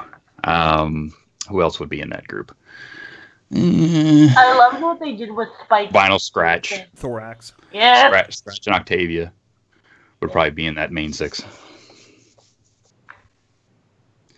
I'd be okay with that. That would be an interesting season 5 or series 5. Yeah. Yeah, it would. Mm-hmm. It would be interesting because Twilight is too busy to do this kind of thing anymore. Too busy to be on camera because she's doing princess things. Yeah, she'll literally become like the Celestia of that series. Yes. And because Celestia abandons her people and leaves Twilight to take She just retires. Yeah. Goes to a home. she retires and takes a vacation for the first time in millennia, and she ends up taking a 100-year vacation and leaves Twilight to do the thing. Yeah. There was a really great comic on DeviantArt where somebody took that idea, ran with it, and Celestia and Luna take a millennia-long vacation and leave Starlight and, or not Starlight, Sunset and Twilight or Twilight Sparkle to be day and night. And they take over as Alicorns, and it's only been 100 years, and they're having problems dealing with, being deities. So it's a really neat little comic. That does sound fun. Yeah. It does. So that would be kind of cool is if they had, her and either Sunset or Starlight be the day, whereas Twilight's the night, and then the other two go off to Cancun or something for 100 years. That would be great. They call in every now and then, say, "Everything okay?" Yeah. No, you called 10 years ago. We're fine. Click. We're fine now. We needed you 10 years ago. Yeah, where were you 10 years ago? Yeah. I guess we put in the time. Almost had Fallout happen here. Oh my gosh, no, we wouldn't get that lucky. That would be much too damaging for the brand to formally recognize that. And we still have no idea what's going on with Chrysalis. That's true too. Chrysalis. Chrysalis has disappeared for just about long enough. So who knows? Is she coming back for the finale? Who knows? I'm sure some people have found out and have watched all the rest of the episodes, have watched the finale, and they know, but I don't want to know. Either. Is Chrysalis coming back for the finale, and do they have to put her down? All that kind of stuff. Put her down. You know what I'm talking about. Not kill her. Don't pull a Sombra. I know. We were just mentioning that, like how the Storm King, they're like, okay, we're just gonna crush him, and then gently bring Tempest back in. But it's like, is he dead? Like, can he be put back together? Well, here's another thing, right? As soon as Celestia and Luna are come out of their hibernation, they're looking straight at her and don't do a damn thing to Tempest. Yeah. She's standing in the room. They don't attack her. They don't. All they say is like Twilight, and it's like, wait a minute. The person who attacked you, and you've basically been frozen in time this entire time, and all of a sudden, that second you come out of it, to you being frozen in time, you would think that no time has gone by. There's your attacker in that moment. Why aren't you attacking her? Yeah. Right? It's them just being like the slow princess reaction thing, where it's like, oh no, where is a subject to attack you for me? Yeah, I mean, we had Celestia be that. Now we've got Luna being that. It's like wrong. I know. Luna's the strong one. She would have attacked her on sight. And then Cadence just kind of being there. Where the heck was Shining Armor too? Is he just at home with the baby? Where was Shining Armor? Yeah, Shining Armor was back in the Crystal Empire, taking care of Crystal Empire stuff or whatever. Yeah. And then this whole thing is going on. Then here's another thing. Okay, where the hell was the Royal Guard? Yeah, no kidding. Even if the Royal Guard was taken out by a more superior force, that would have given me more empathy with Equestria and what's going on. But they weren't even in the shot. They weren't even in the freaking movie. Okay? Yeah. They weren't in the movie at all. At least when T-Rex and all these other ones took over, they were inept. And you kind of figured out what was going on. If in some of those scenes they actually had the Royal Guard fighting some of the minions of the Storm King and losing, then you would have had some empathy with they're a more superior, vastly superior force. Right now, you just have to assume they are because they weren't fighting anything, right? Sure, she took out the princesses, but that was it, right? And they enslaved ponies. She might as well have been Sombra. You might as well take Sombra's horn, slap it on top of Tempest, and you've got Sombra. Pretty much. Tempest is a talking Sombra. So as for the Chrysalis thing, I haven't seen the end of season 7, so I don't know if she's coming back in season 7. But I know that she is coming back for season 8 because there was a cinematic, an animatic thing released from Hasbro as a promo for season 8, and she is in the promo. Well, then she's not in the finale. No, she's not in the finale. I didn't say she was in the finale. I said she is in season 8. Well, that just tells me she's not in the finale, Yeah. because I didn't know. Yeah, I kind of infer that too. I mean, unless they do like a really asshole move and they do Cliffhanger. the last episode is like, this is what's going on, and then you have to wait for season 8 for the finale of it. That would like, suck. Yeah. Yeah. They do a 4-part where the 2 that they show at the end of this season, like, give you the cliffhanger for the 2 for the beginning of season 8. That's almost like getting into movie territory then. Like, that's what I thought when we saw the season 5 finale with, the time variation of Starlight Glimmer. I'm like, this is really great. I wish we had, like, 2 hours of this. That would be a lot of fun. Yeah, I did too. I was really... The way they told that story in the time that they had was wonderful. How they could so screw it up in a movie when they had all of that time to use, I couldn't figure out. I know. I was like, imagine if we got... I walked out of that theater dazed. I was like, what did I just watch? I don't know if I just put too much emphasis or too much expectation on that movie, because they hyped it so freaking hard that, almost anything they did would have been a disappointment. But still, it was like, oh, I wanted so much more. So much more. But it is what it is, and it's what we got. So we work with it. I do hope they do some kind of, like, director's cut or something. That I would love to see if there was any, like, really complete animation, like, left on the floor. It depends on if there's complete animation. I mean, when the Blu-rays come out, probably by Christmas, because Christmas and kids, we'll find out if there's any, director's cut or flubs that they actually animated or any of that fun stuff that normally gets put on a Blu-ray. So we'll figure it out. We'll find out. But anyway, I need to get going because I got some stuff that I need to start getting ready for the next convention. So I need to go down in the garage and build little guitar things. No problem. No, thank you for joining us. Send me pictures. Yeah. So I will catch you guys on the flip side. And remember, if you need a voice, you know where to get it. Alrighty. Thank you, Dusty. Later, guys. There. Well, that was a fun little aside. Oh, yeah. Man.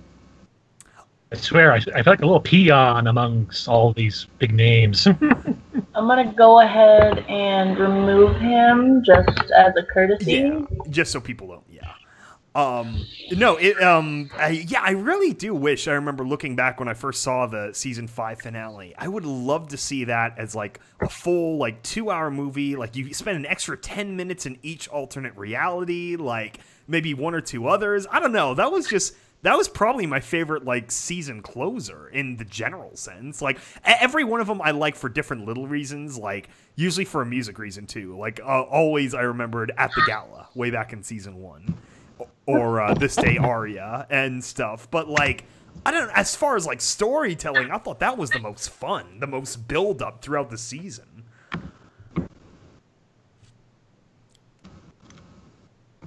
Oh, and actually, they did a fun little meme of when Starlight was actually floating in her own magic, clapping her hooves. Did that for a little Pip one. It's like her standing there. There's a bunch of bullet holes around her in this go, and it says, "You fired at me point blank with sats, and you still missed." Oh yeah, I think I've seen that comic. That was pretty great. Yeah, and actually that whole, like, last scene, too, of, like, Starlight looking out into the wasteland and Twilight just being like, look what you did. And that was just, like, had a lot of really good, like, meaning to it. I don't know. I really like that. It was one of those moments that you're like, yeah, this is why I got into this silly, happy show. That's why I felt during the movie too, actually. I don't know. Maybe just, like, it was something about the Tempest character really connected with me. Like watching that villain song. That, like, sold me on the movie. So, anyway.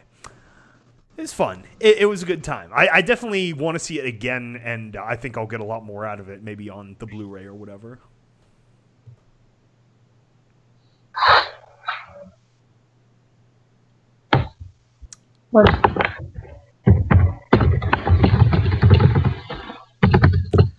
But, yeah, so, no, it's been a good weekend for me. 2 great movies back-to-back, and lots of new music, too. I know listening to the soundtrack has been great for writing. I actually did get a few writing ideas from the movie too for like future nuclear horse projects. So we'll see what becomes of that.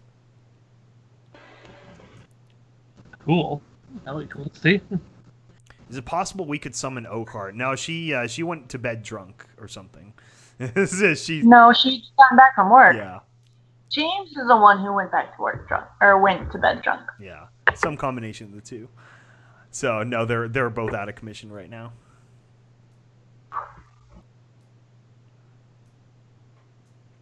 Yeah. Then some people, of course, are living in the different timed releases depending on their country. So that's tricky.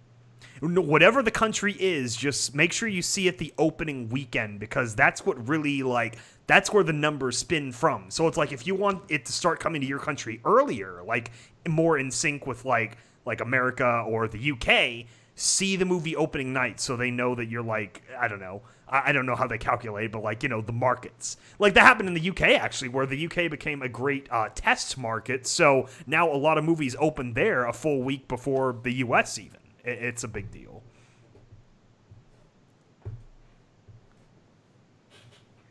So that person that I was telling you guys about that like started getting super passive aggressive towards me. Oh yeah. So they finally answered me when I messaged them. I was like, "Hey, what did I do? Like, are we good?" They're like, "Oh no, sorry, I was being an asshole." And I was like, "No, real talk. What did I do? Like, why are you suddenly just lashing out at me?" Okay, guess he's gone. And they're like, "Oh, well, it's not my fault. I'm sorry. I just had a bad moment." And I'm like, "No, fuck you. You're angry at me because of something that was not my fault." Yeah. It's just fucking passive-aggressive people. Yeah. I think it's about time to get done, though. I agree. I don't think we're going to top a Dusty moment. Yeah. All right, everyone. I think we're going to take off. It was nice talking to everyone. Yes. Yeah. Had a fun time. We will talk to you guys more later. Later. And